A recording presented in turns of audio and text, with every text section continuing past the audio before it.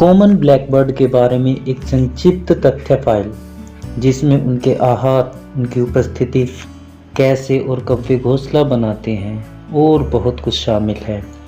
Blackbird UK में चौथा सबसे आम उद्यान पक्षी है और देश भर के पार्कों, बगीचों और वुडलैंड्स के आसपास एक परिचित दृश्य है।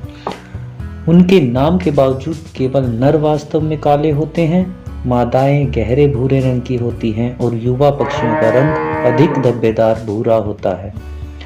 नर में एक चमकीले नारंगी या पीले रंग की चोंच और आंख की अंगूठी होती है।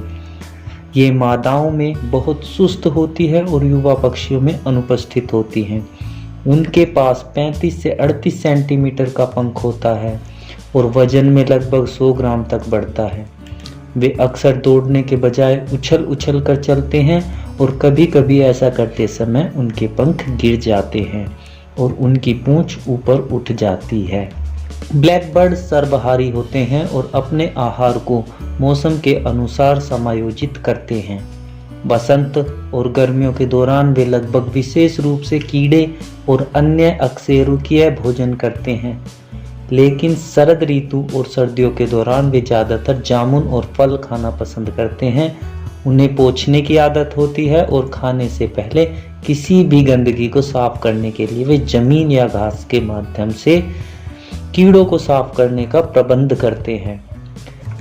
ब्लैकबर्ड जोड़े पूरे वर्ष क्षेत्र में रहते हैं, लेकिन ठंडे महीनों के दौरान वे अन्य पक्षियों को बिना किसी प्रतिरोध के प्रवेश करने और गुजरने देते हैं। हालांकि वसंत के समय में उनका क्षेत्रीय व्यवहार चरम पर होता है और वे अन्य ब्लैकबर्ड के प्रति आक्रामक हो जाते हैं। यह इस समय के दौरान है कि जोड़ी घोंसला बनाना शुरू करती है और कब यह मौसम पर बहुत कुछ निर्भर करता है। ठंडे झरनों में घोंसला बनाना मार्च के अंत या अप्रैल के अंत तक शुरू हो सकता है, लेकिन अन्य वर्षों में यह फरवरी की शुरुआत से शुरू हो सकता है। शोध से यह भी पता चला है कि कस्बों और शहरों में ब्लैकबर्ड अपने ग्रामीण इलाकों के समकक्षों की तुलना में जल्दी घोंसला बनाना शुरू कर देते हैं। हालांकि अगर यह बढ़ी हुई कृत्रिम प्रकाश व्यवस्था या उच्च तापमान के कारण है, यह तो पूरी तरह से स्पष्ट नहीं है। मादा अपने घोंसला बनाती है जो टहनियों, पत्तियों और मिट्टी और घास की एक पतली परत के साथ अन्य पौधों की सामग्री की एक कप के आकार की संरचना होती है। यह आमतौर पर घने वनस्पतियों के बीच जमीन से 2 मीटर से भी कम दूरी पर होता है। प्रत्येक घोंसले में 3 से 5 धब्बेदार नीले अंडे होते हैं, जिन्हें मादा अकेले 13 से 14 दिनों तक सेती है। यहाँ से माता पिता दोनों चूजों को खिलाते हैं, जो वास्तव में तेजी से विकसित होते हैं। वे आमतौर पर लगभग 14 दिन में बढ़ जाते हैं, लेकिन घोंसला छोड़ सकते हैं और 9 दिनों तक जीवित रह सकते हैं। यदि इसे परेशान किया जाता है तो भाग जाने के बिंदु पर युवा उड़ नहीं सकते और अपने पंखों को खोजने के दौरान कई दिन जमीन पर बिताते हैं। यह दुर्भाग्य से उनमें से बहुत से बिल्लियों का शिकार हो सकते हैं या अच्छे वाले लोगों द्वारा बचाया जा सकता है, जो मानते हैं कि वे घायल हो गए हैं या बहुत जल्द घोंसले से बाहर निकल गए हैं। एक बार जब युवा भाग जाते हैं तो नर अपना अधिकांश भोजन करता है और 2 से 3 सप्ताह के बाद युवा अपने माता पिता के क्षेत्रों से दूर चले जाते हैं।